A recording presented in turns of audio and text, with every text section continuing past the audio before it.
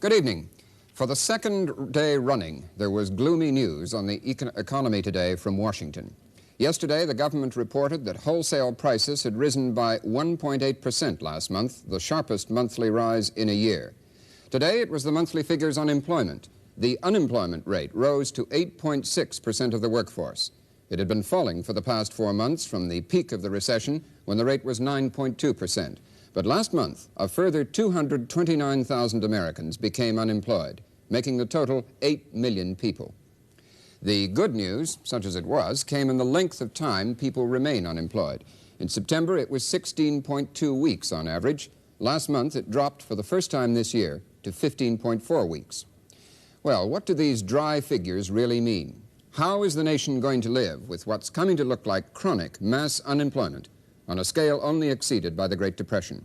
What are the administration and Congress doing, or what should they be doing? 4 people represented in that figure of 8 million unemployed are with us, living statistics, if you like.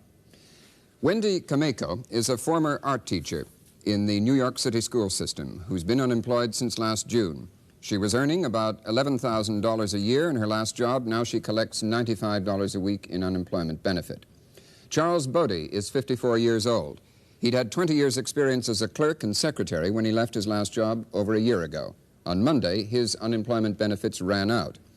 Sal Maluso was a New York City policeman until he lost his job last July 1st. He's married, has 1 son, and he and his wife are expecting a second child soon. And William Conkling, 49 years old, married, 1 child. He's an electrician and has been out of work for 14 weeks, about 1.5 weeks less than the national average this month. These 4 people have a lot of questions about the unemployment situation. Jim?